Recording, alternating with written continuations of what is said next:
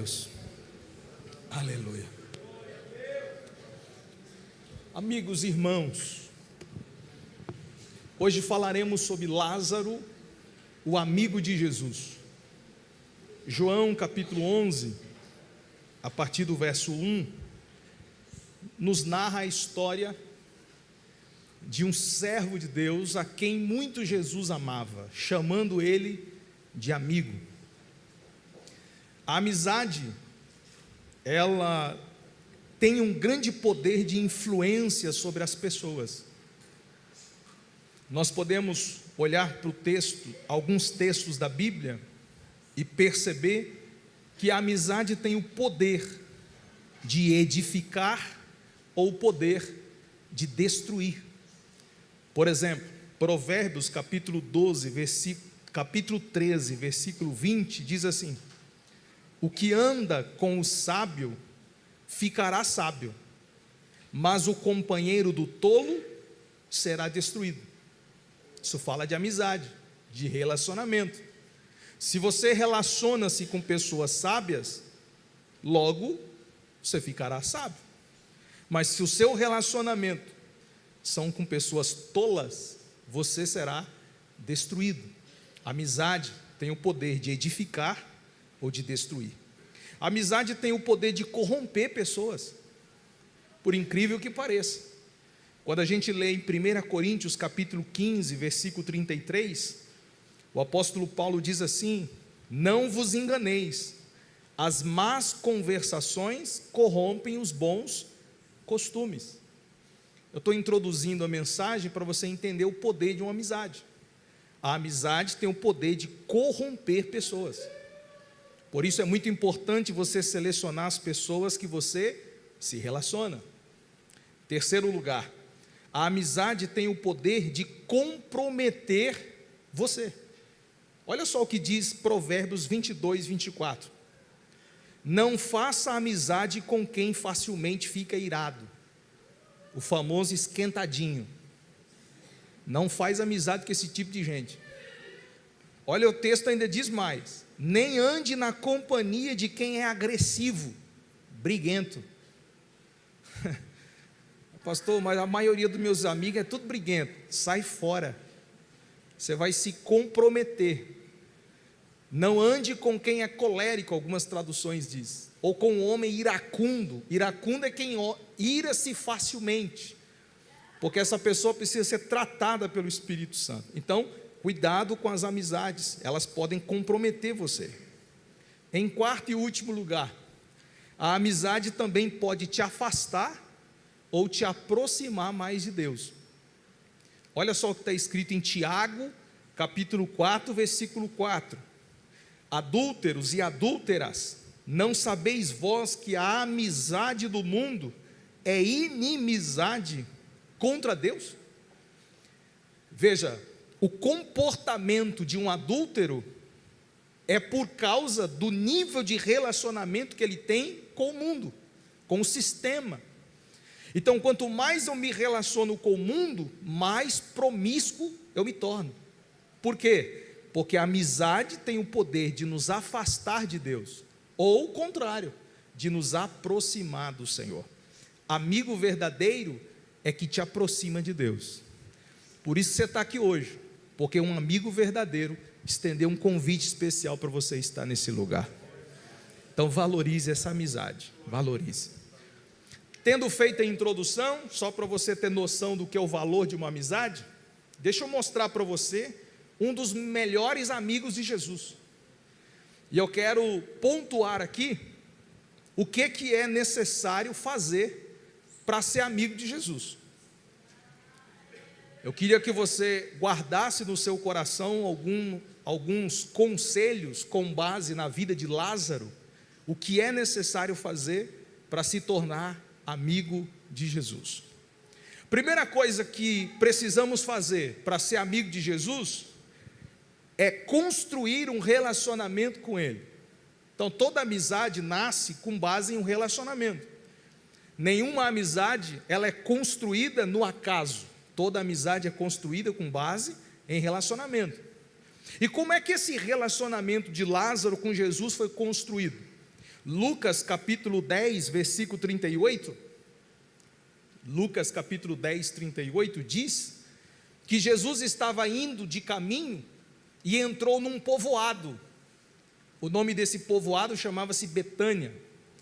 E uma certa mulher chamada Marta fez o que com Jesus? Fez o que? Hospedou ele. Hospedar é dar abrigo, é fazer sala, é convidar alguém e cuidar muito bem desta pessoa. Então o relacionamento de Lázaro com Jesus começa ele e a família hospedando Jesus em sua casa. Lembrando que Lázaro tinha uma família, era ele e mais duas irmãs. Provavelmente o pai e a mãe já haviam morrido, e ele, junto com as duas irmãs, Maria e Marta, é que compunha a família. Jesus passava por Betânia, Marta, irmã, Marta, Maria e Lázaro receberam Jesus, e o texto ainda continua dizendo, no versículo 39 em diante, que Maria ficava aos pés de Jesus, enquanto que Marta servia ao Senhor. O lugar de Lázaro provavelmente era a mesa, como a gente vê em João 12, Maria no pé de Jesus, Marta servindo e Lázaro sentado à mesa com Cristo. Essa posição de cada um da família com Cristo nos ensina princípios poderosíssimos. Todo relacionamento com Cristo ele é construído com base na posição de cada um desses servos. E eu explico. Estou falando que a amizade se constrói com relacionamento. E todo relacionamento é construído com esses três fatores. Quais fatores, pastor? O fator Marta. Diga, fator Marta. Fator Maria. Fator Lázaro. O que significa esses três fatores? Se a gente considerar a posição de cada um, a gente chega à conclusão de como um relacionamento com Cristo é construído. O fator Marta, serviço. O fator Lázaro, comunhão. O fator Maria, adoração. Pegou? Pegou mais ou menos, né? Tem que repetir, pastor. Então eu repito. O fator Lázaro, comunhão. O fator Marta, serviço.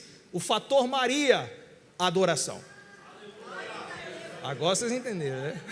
Agora guardou. Então esses três fatores juntos constroem um relacionamento consistente com Cristo.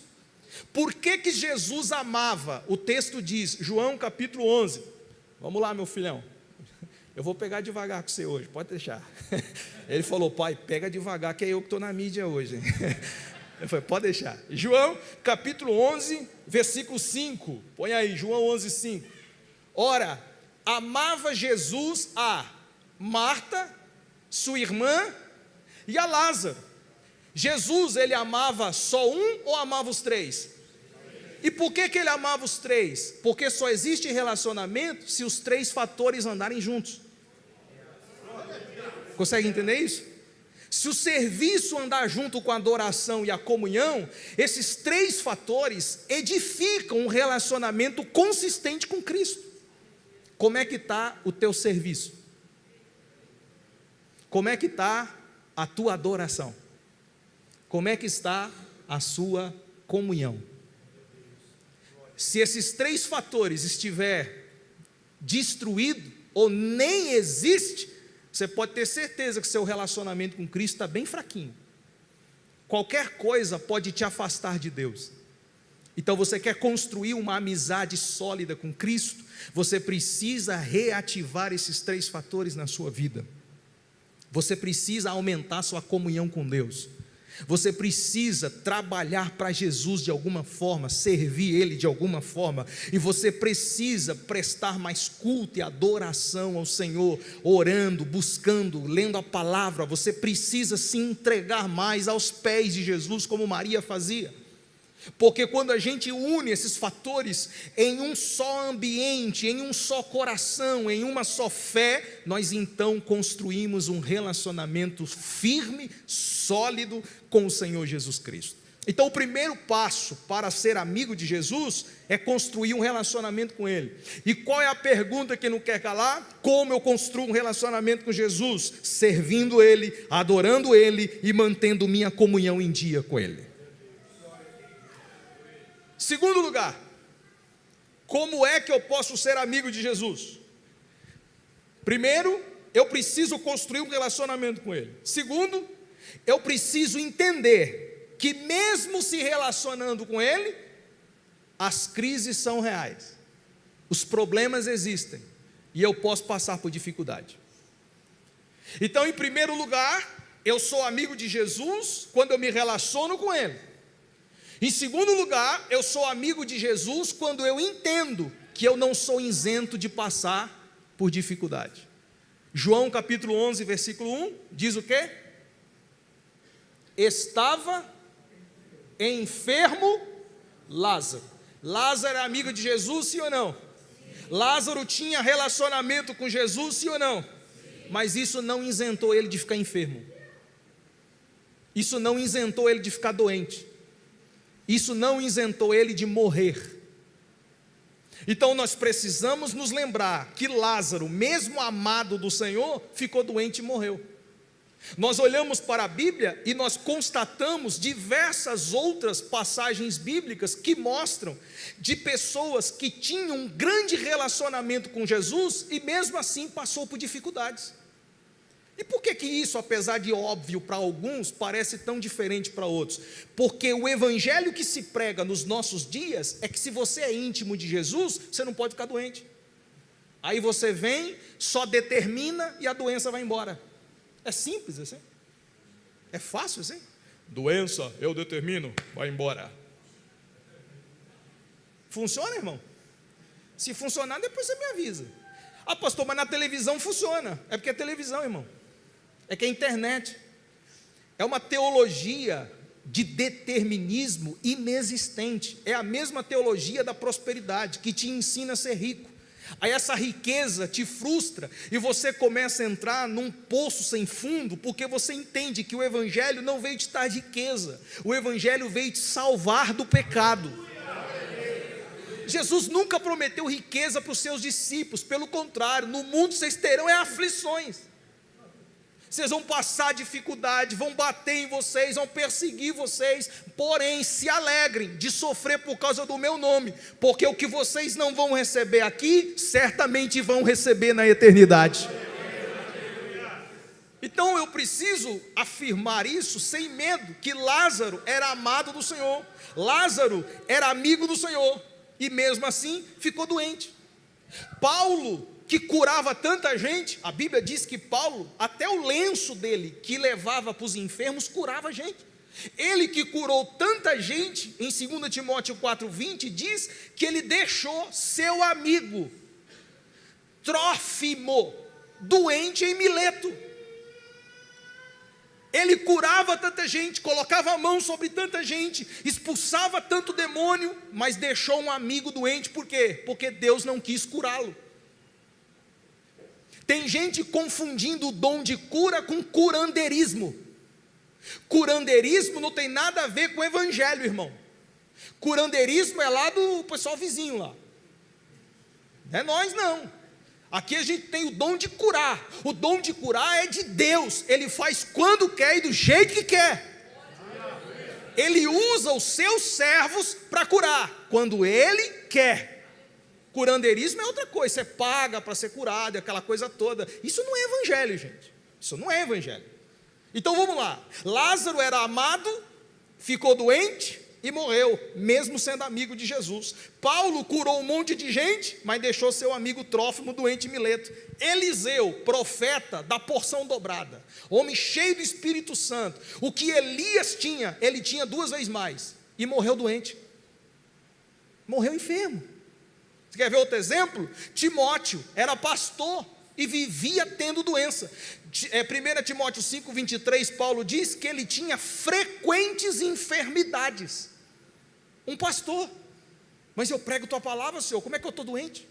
Eu falo do teu amor, como é que eu estou doente? Eu prego para a igreja dizendo que Jesus cura e eu estou doente? Pois é, irmão, é o evangelho, o espinho na carne.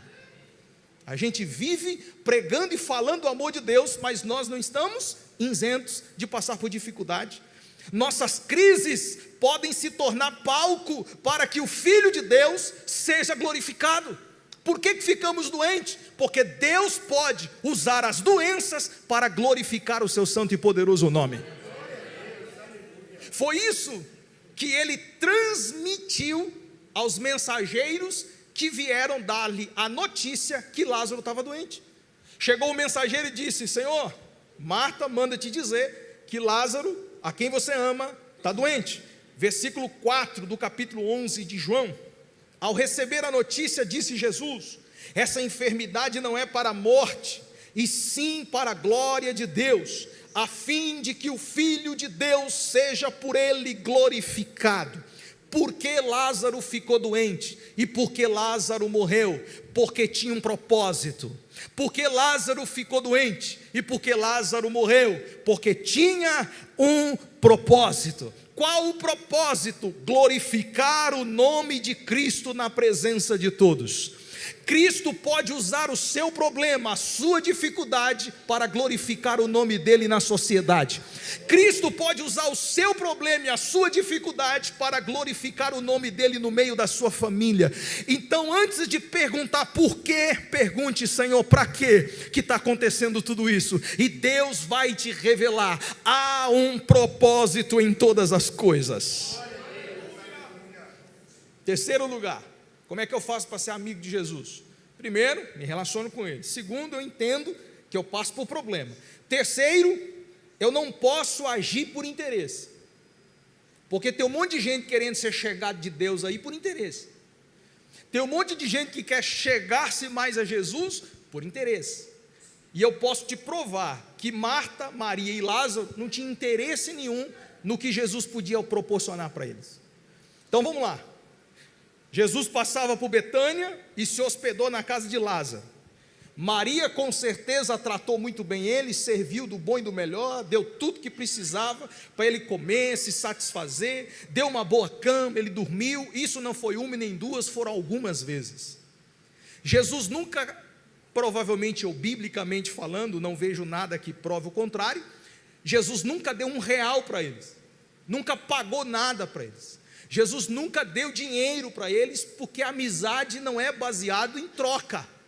A amizade é baseada em afeto.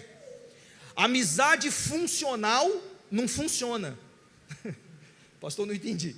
A amizade funcional não funciona. Por que funcional? É a amizade baseado em presentes, baseado em afazeres. Você só é amigo se fizer alguma coisa pelo outro. No dia que você não fizer mais nada por ele, ele te bloqueia no WhatsApp, você não é mais amigo dele. Então essa amizade funcional, ela não é real, ela não funciona. Qual é a amizade verdadeira? É a amizade onde você faz alguma coisa sem esperar nada em troca. Olha só o que a Bíblia fala desse assunto, deixa eu te mostrar. Provérbios 19:4. Provérbios 19:4. Na riqueza, os amigos se multiplicam, mas o pobre até seu único amigo abandona. Jesus amado. Qualquer semelhança não é mera coincidência. É ou não é? Na riqueza, os amigos se multiplicam, mas na pobreza, você fica só, meu filho. E por que na riqueza os supostos amigos se multiplicam? Porque os que estão na riqueza estão por interesse. E às vezes Deus deixa você passar pela pobreza só para você conhecer seus amigos. Às vezes Deus deixa você passar por um vale só para saber quem é e quem não é. Então você acha que tem muito, mas quando a peneira vem, cabe numa mão. Às vezes precisa passar por isso, gente. Então, Provérbios 19:4 afirma que toda amizade não pode ser baseada em interesse. E por que Marta, Maria não tinha interesse em Jesus, e sim no seu relacionamento ou na sua amizade? Porque Marta e Maria, no versículo 3 de João, diz que elas mandam informar Jesus. Isso aqui é muito importante. O texto diz isso, capítulo 11, versículo 3. Mandaram, pois, as irmãs de Lázaro dizer a Jesus: Senhor, está enfermo aquele quem tu amas. Dizer a Jesus. Presta atenção, o recado não foi assim, ó, o mensageiro, faz o seguinte: corre, fala para Jesus que Lázaro está doente e que Jesus precisa vir agora. Afinal de contas, eu dei comida para ele, dei picanha, dei saladinha, eu coloquei ele na melhor cama, ele me deve. Ele me deve. Isso não é amizade, irmão. A amizade que te cobra não é amizade. Não estou falando de dinheiro emprestado não, viu? Isso é outro setor. É do outro setor lá. Se você pegou emprestado, você tem que pagar, sem vergonha. Estou falando de outra coisa. Eu estou falando de uma amizade sincera, de uma amizade consolidada, onde você serve o outro, ajuda o outro, você não espera nada em troca. E quem cobra o outro por alguma coisa que fez, é porque nunca foi feito com o solo da amizade, e sim no solo do interesse. Se você jogar na cara de alguém lá na frente do que você fez por ele hoje ou ontem, é porque você tem um coração maligno, e o seu coração não é reto diante de Deus. Marta não foi cobrar Jesus, Marta foi informar Jesus. É como se ele estivesse dizendo: Jesus, meu irmão está doente, só para você saber, tá? Mas será que ele não tinha nenhum interesse por trás, pastor? Irmão, não vamos ser hipócrita, né? Não vamos ser hipócrita. Será que Marta não tinha nenhum interessezinho no coração que Jesus fosse lá orar por Lázaro? É óbvio que tinha. Só que ela não lançou isso em rosto. Você consegue entender isso? Interesse todo mundo tem. Todo mundo tem.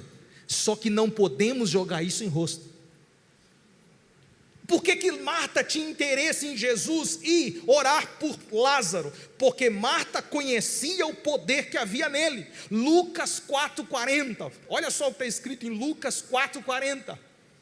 O texto diz assim: e ao pôr do sol, todos os que tinham enfermos e diferentes moléstias ou enfermidades, lhes traziam, e ele os curava, impondo as mãos sobre cada um. Será que Marta não sabia disso? Que Jesus, aonde colocava as mãos, ele curava enfermidade? Será que Marta, quando mandou o mensageiro ir até Jesus, ela não tinha esse episódio em mente? É óbvio que tinha. É óbvio que ela conhecia o poder de Cristo. É óbvio que ela esperasse que Jesus fosse orar por Lázaro. Só que quando ela mandou o mensageiro, a mensagem foi informativa. Não foi uma mensagem cobrando. Jesus, eu fiz, agora tu me deve. E por que eu estou batendo nessa tecla? Porque nós temos uns cristãos ou crentes hoje em dia que não faz nada, e quando levanta uma palha, quer que Jesus pague ele.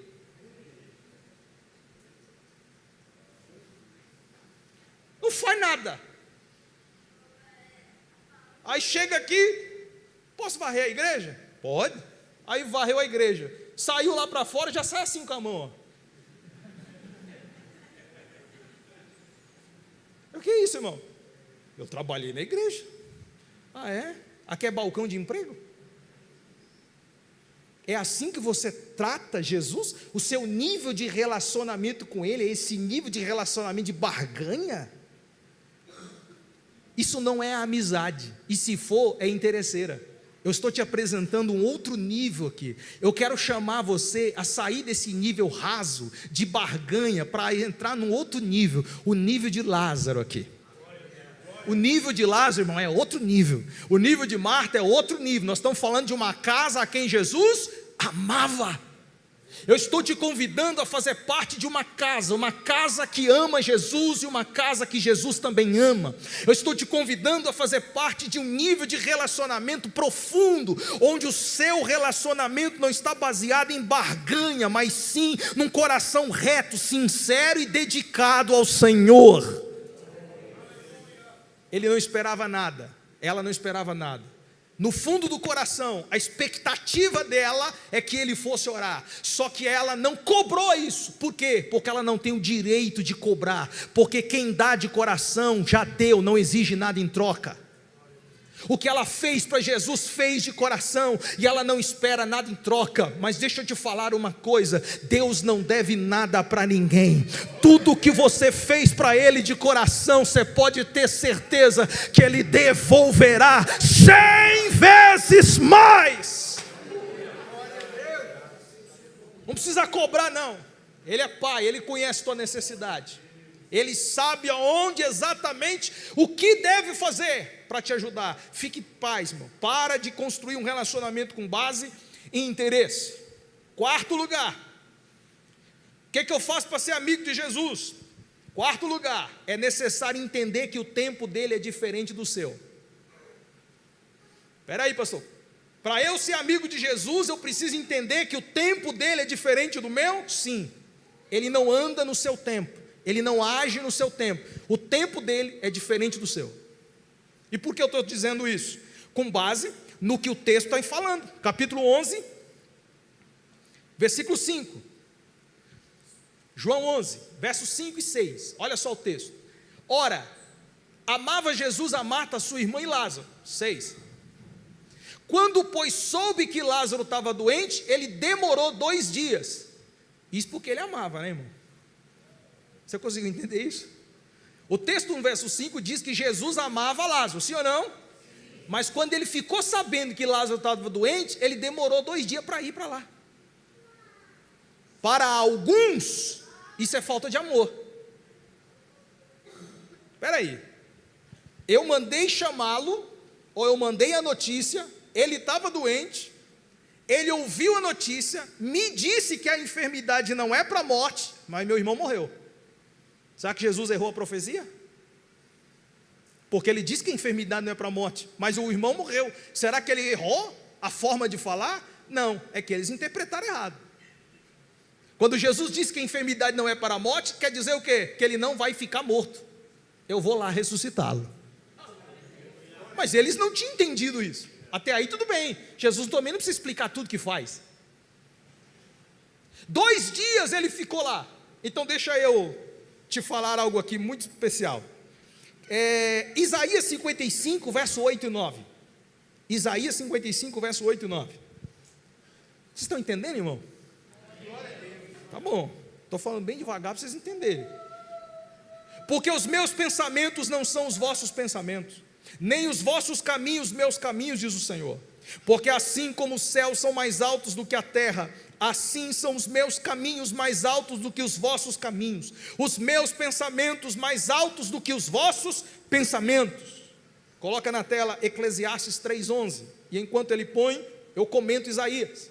Veja só, Deus está dizendo: eu penso de um jeito, você pensa de outro. Eu ando por um caminho, você anda por outro. O meu caminho está muito mais alto, o meu pensamento está muito mais alto, o seu está bem aquém, enquanto o meu está além. Eclesiastes 3:11, Deus fez tudo formoso no seu devido tempo. Deus fez tudo formoso no seu devido tempo. Deus tem um tempo para agir em conformidade com a sua vontade. Tudo está estabelecido no tempo de Deus. Deus tem um tempo e nós temos outro. Nós andamos no tempo cronos, que vem de cronômetro, vem diário, contado. Deus, ele atua em outro tipo de tempo. Deus, ele não está preso ao cronômetro. Deus não está preso ao nosso passado, presente e futuro. Deus está além do nosso tempo, e quando ele faz tudo perfeito. O texto em João que nós lemos diz que ele demorou. Diga, demorou. Quem é que gosta que as coisas demorem aqui? Mas nem pedido em aplicativo a gente gosta, não é verdade? Quando começa a demorar 20 minutos, meu Deus, vou cancelar essa porcaria, vou pedir em outro. A gente é assim. Faz um pedido na compra em qualquer aplicativo, quer que chega full, logo, porque a gente não gosta de esperar. Só que o texto está dizendo do capítulo 11 do verso 6, que Jesus demorou 2 dias antes de partir, e 4 dias depois que Lázaro morreu. 2 dias antes de partir e 4 dias depois da morte. 4 dias, para muita gente, ele veio depois do tempo, mas para ele, estava dentro do tempo. Você pegou isso? Pegou? 4 dias, para todo mundo, já tinha passado o tempo, mas para ele, estava exatamente dentro do tempo. Você quer ver um outro exemplo? Jesus fala assim com Marta: Marta, teu irmão há de ressuscitar, Marta. Aí ela diz assim: eu sei que ele vai ressuscitar no último dia. Eu sei que ele vai ressuscitar no último dia. Para Marta, Lázaro ressuscitaria só no último, mas para Jesus era hoje. 2 dias, 4 dias, passou do tempo, ele chegou, vai resolver agora. Jesus vai fazer, eu sei que ele vai fazer, mas vai fazer só lá no último dia. Você não entendeu nada, eu vou fazer hoje. Vocês percebem? Quando eles pensam que passou, ele chegou. Quando eles pensam que vai realizar só depois, ele faz agora. O tempo dele é diferente do nosso. Eu não sei o que você está esperando só para o ano que vem, ele pode fazer amanhã. Eu não sei o que você está esperando para amanhã, ele só pode fazer o ano que vem. Para dia, 1 dia vale 1000 anos, para ele 1000 anos vale 1 dia. Não fique na expectativa dele trabalhar no seu tempo. Entrega teu caminho ao Senhor, confia nele, ele tudo fará. Tudo que ele faz perfeito. Confie no tempo de Deus. Confie, dá uma cutucadinha nesse irmão aí para ele não dormir. Fala para ele: confie no tempo de Deus, confie no tempo. Confie no tempo de Deus. Confie no tempo de Deus. Penúltimo lugar, já estou encerrando. O que eu tenho que fazer para ser amigo de Jesus? Você precisa crer nele. Diga: eu preciso crer nele. Não dá para ter um relacionamento com Jesus sem crer. Não dá.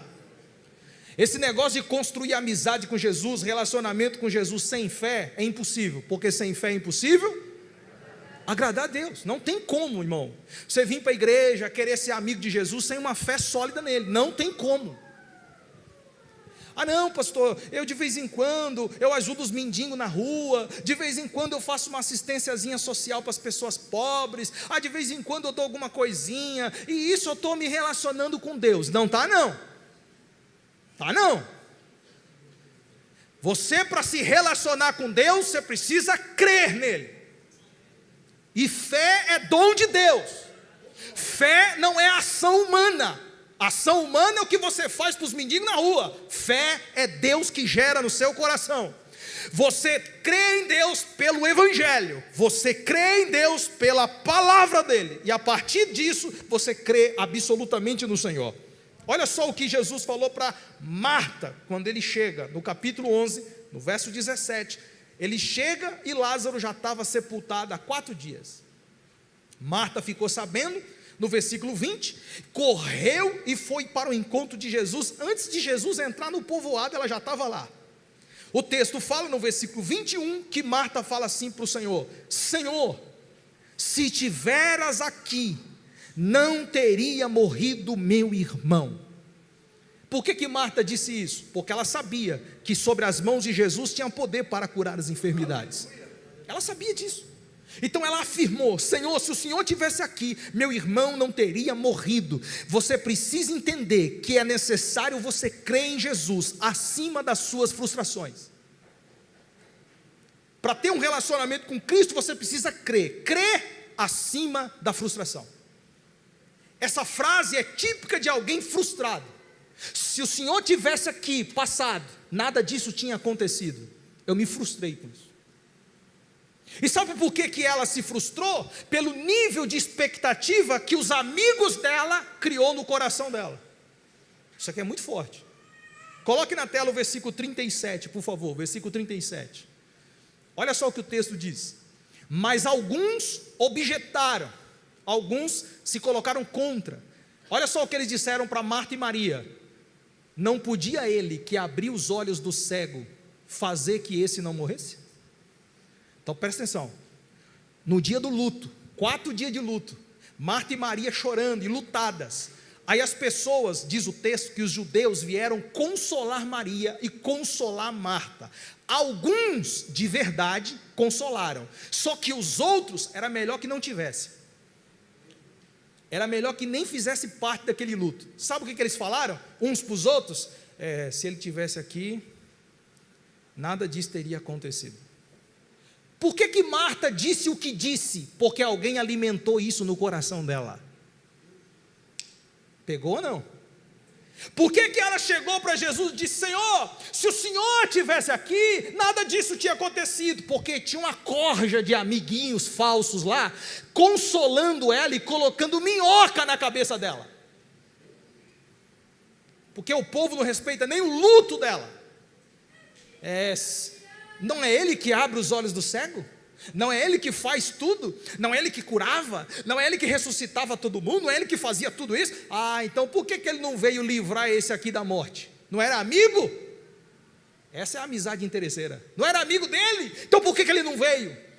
E Marta, ouvindo aquilo, Maria, ouvindo aquilo foi alimentando o coração dela, e na primeira oportunidade que ela teve com Jesus, ela imediatamente soltou essa frase: Senhor, se o Senhor estivesse aqui, nada disso teria acontecido, meu irmão não teria morrido. Então você precisa crer acima das suas frustrações. Eu não sei qual é o nível de frustração que você já teve na vida, eu não sei qual é o nível de frustração que você já recebeu por não ter acontecido alguma coisa conforme você esperava, mas você está aqui hoje na presença daquele que pode fazer infinitamente mais do que você pediu e mais do que você pensou. Você está na presença daquele que pode fazer muito mais do que você pensa. Ele está acima das suas frustrações, ele está acima de todas as coisas. Creia, mesmo frustrado. Mesmo frustrado, creia. Ele não depende do seu otimismo para ele fazer alguma coisa. Porque tem gente que pensa que para Jesus fazer alguma coisa você precisa estar otimista. Não confunda otimismo com fé. Fé é um departamento diferente de otimismo. Otimismo eu tenho para levantar da cama, é academia, adrenalina, aquela coisa toda. Isso aí é um outro setor. Eu estou falando de fé, irmão. A fé, nem sempre você precisa estar sorrindo. A fé nem sempre você precisa estar bem. A fé nem sempre você está pulando. A fé nem sempre você precisa estar correndo. Às vezes você pode estar mal, às vezes você pode estar cabisbaixo, às vezes você pode estar triste, mas tem fé no seu coração.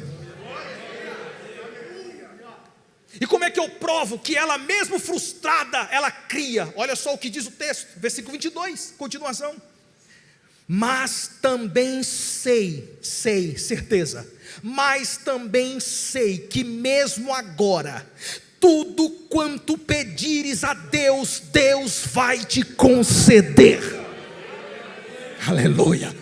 A Marta está dizendo assim para o Senhor: Senhor, eu estou frustrada, Senhor, está doendo muito, Senhor. Se o Senhor tivesse aqui, nada disso tinha acontecido. Mas, glória a Deus pelo mais, eu sei que o Senhor pode pedir qualquer coisa e Deus vai te responder. Isso é fé, não depende de alegria, depende de certeza. Não depende do que você sente, depende do que você crê. Eu sei que isso vai. Fé acima da frustração, fé acima da dúvida, fé acima da incompreensão. Por que incompreensão? Porque Jesus disse para ela no versículo 23: teu irmão há de ressuscitar. Versículo 24: eu sei, replicou Marta, que ele há de ressuscitar no último dia. Não, Jesus não estava dizendo isso. Você acabou de dizer, Marta, que o que eu pedi pode fazer. E eu estou te dizendo que eu vou ressuscitar seu irmão, mas eu sei que ele vai fazer no último dia. Ela não estava compreendendo a mensagem de Jesus, mas ela estava crendo mesmo acima da incompreensão. Tem coisa que você não entende porque está acontecendo, tem coisa que você não compreende porque está vivendo, mas nunca abandone a fé, continue crendo que Ele está no controle de todas as coisas. Em último lugar, é necessário crer com uma fé autêntica. E olha a fé autêntica de Marta, versículo 25, disse Jesus: eu sou a ressurreição, a vida, quem crê em mim, ainda que esteja morto, viverá. e de todo o que vive e crê em mim não morrerá eternamente. Aí ele pergunta: você crê nisto? Porque para ser meu amigo, Marta, você precisa crer. Você crê nisto? Agora olha a palavra dela no versículo 27. Sim, Senhor, respondeu ela, eu tenho crido que tu és o Cristo, o Filho de Deus, que devia vir ao mundo. Só duas pessoas teve esse tipo de revelação nas Escrituras: Marta e Pedro. Pedro, quando teve a revelação de Cristo, que ele era o Cristo, Jesus olhou para ele: Pedro, quem te revelou isso não foi carne e não foi sangue, quem te revelou isso foi o Pai, foi Ele que disse para você que eu sou o Cristo. Marta também estava tendo a mesma revelação. Só tem uma forma de você ser amigo de Jesus: relacionando com Ele, porque Ele é o Cristo, o Filho de Deus. Se você não crê que Ele é o Cristo, se você não crê que Ele é o Filho de Deus, você nunca será amigo dEle de verdade. E eu termino, em último lugar, para você ser amigo de Jesus, você precisa esperar Ele agir. Porque a gente é tão apressado que quer fazer tudo sozinho. Mas se você quer ser amigo dele, além de crer, você precisa esperar Ele agir. Olha só o que diz o texto, capítulo 11. Vamos para o versículo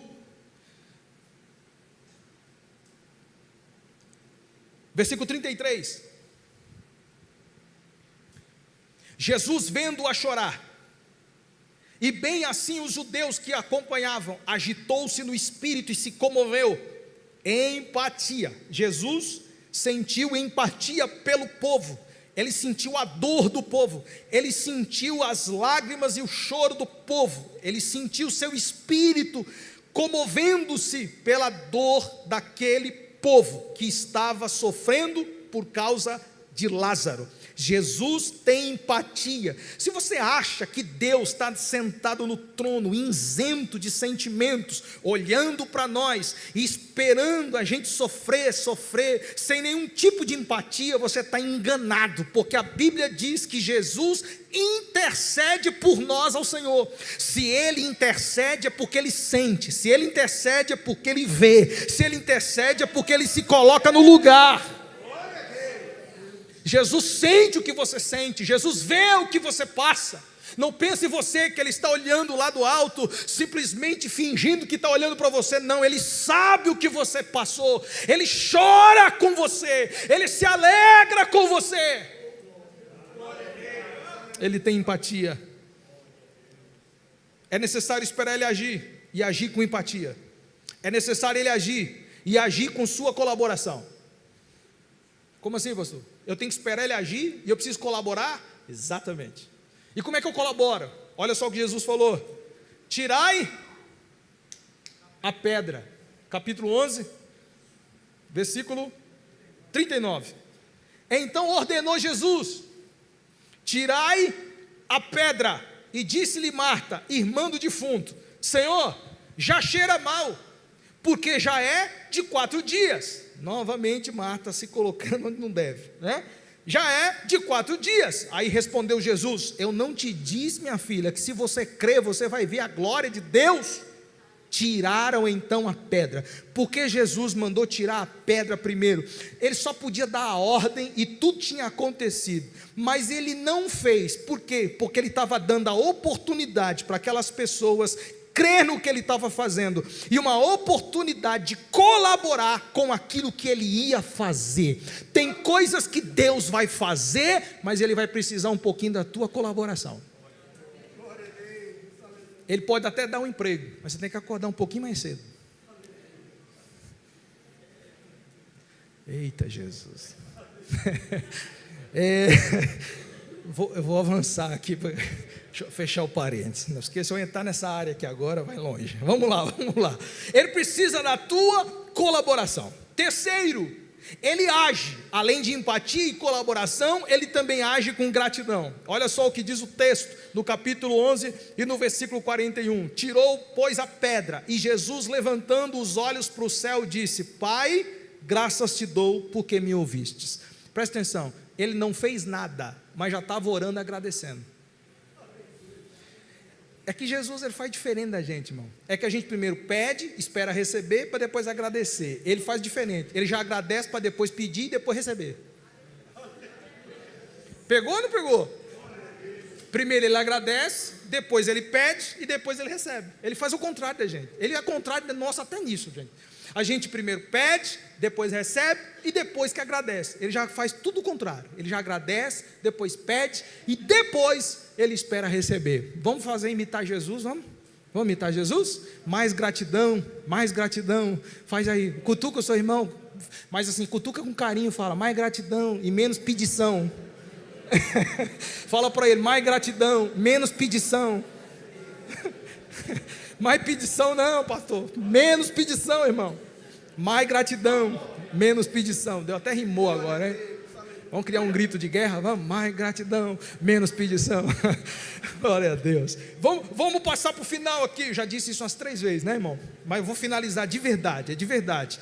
É necessário esperar ele agir com empatia, com colaboração, com gratidão. E é necessário ele agir com autoridade. Olha a autoridade dele agora. Versículo 43. E tendo dito isto, clamou em alta voz: Lázaro, vem para fora. Oh Jesus, eu imagino aquela voz entrando dentro daquela gruta, enchendo aquele ambiente escuro como uma luz e trazendo a vida de Lázaro de volta. Versículo 44, saiu aquele que estava morto, tendo os pés e as mãos enfaixadas com ataduras, o rosto envolto num lenço. Então lhes ordenou Jesus: desatai-o e deixai-o ir. Por quê? Porque ele estava morto, mas eu vim trazer vida para Lázaro. Espere ele agir, porque no tempo dele ele faz perfeito. Espere ele agir, porque no tempo dele a palavra dele chega. Espere ele agir, porque quando ele manda o inferno obedece. Espere ele agir, porque nem a morte pode resisti-lo. Espere ele agir, porque ele tem autoridade no céu, na terra e em todo lugar. Em todo lugar. A autoridade está nas mãos do Senhor. E eu finalizo no verso 45. Muitos, pois, dentre os judeus que tinham vindo visitar Maria, vendo o que fizera Jesus, eles estavam lá quando presenciou a ressurreição de Lázaro. O texto diz: creram nele. Aleluia. Vamos só recapitular para finalizar. Senhor, Lázaro está quase morrendo, está doente. Fica tranquilo, essa enfermidade não é para morte. Pode falar lá para Marta, pode falar para Maria. Marta morreu, ó Belão. Lázaro morreu, e agora? Jesus errou? Não, Jesus sabia o que estava fazendo. Vou esperar 2 dias para dar 4. Quando chegar no 4 eu chego. Quando eu chegar eu ressuscito. E quando eu ressuscitar, meu nome será glorificado. A doença tinha um pró? A doença tinha um pró? Deus tem um propósito em tudo, irmão. E qual o propósito maior de Deus? Fazer com que toda aquela multidão cresce nele. Toda aquela multidão creu. Agora eu vou para o versículo seguinte, 46, para abrir um parênteses e encerrar. Outros, porém, foram ter com os fariseus, lhes contaram dos feitos que Jesus realizava. Essa é a parte triste da história. No versículo 45, muitos creram. Versículo 46, outros porém. No versículo 45, muitos creram. No versículo 46, outros foram. No 45, muita gente creu em Jesus. No 46, outros foram embora, não creram. E como é que pode ter gente que viu o que todo mundo viu, mas uns creem, outros não creem? Como é que pode numa multidão, o cara estava morto 4 dias, enrolado, parece uma múmia, o povo vendo aquilo, creram, mas tinha uma cambada lá que não creram, foram embora, fazer fofoca para os fariseus. Você sabe como é que eu resumo isso aqui? Agora eu acabei. Pastor só acaba quando fecha a Bíblia. Sabe como é que eu resumo isso aqui? Tem gente que quer ser amigo de Jesus, crendo nele, mas tem gente que nem vendo milagres crê. Tem gente que vai passar a vida toda sem crer. É triste eu dizer isso, mas vai. Tem gente que vai passar a vida toda fingindo que crê. Tem gente que vai passar a vida toda só vendo milagre. Aí ele vai para São Paulo querer ver milagre, ele vai para o Rio querer ver milagre, ele vai para a internet querer ver milagre, ele vive vendo milagre, mas e o coração dele? Não é um coração que crê. Jesus está te chamando para um coração que crê. Não é só ver, é crer naquele que faz. Pegou isso? Não é só ver o que ele faz, é crer naquilo que ele faz. Jesus não te chamou para enxergar curandeirismo na igreja. Jesus te chamou para você crer naquele que pode curar na igreja. Jesus não te chamou para você ver milagres na igreja, ainda que ele possa fazer. Jesus te chamou para você crer nele, e depois disso, ele pode fazer algo por você. Qual é o lado que você está? Você está no lado dos muitos que creram? Ou você está do lado de alguns que foram? Nessa noite, você pode ser um amigo de Jesus de verdade. Eu não sei se você que está aqui hoje já confessou publicamente a sua fé em Jesus. Você já entregou sua vida para Jesus. Hoje é a oportunidade que Ele está te dando de você construir um relacionamento com Ele. Talvez esse relacionamento se quebrou por algum motivo, você se afastou dos caminhos dele, mas hoje quer restaurar esse relacionamento. Deus está te chamando para crer. Com os olhos fechados, nós oramos, e enquanto nós oramos, você pode sair do seu lugar e vir aqui no altar. Eu quero fazer uma oração por você. Você que ouve essa palavra, você que entende que Jesus é o caminho, é a verdade e a vida. Você que entende que precisa crer nele de todo o seu coração, fazer uma profissão de fé e se firmar com ele todos os dias, ser amigo dele de verdade. Então você pode sair do seu lugar e eu oro por você. Você que estava afastado,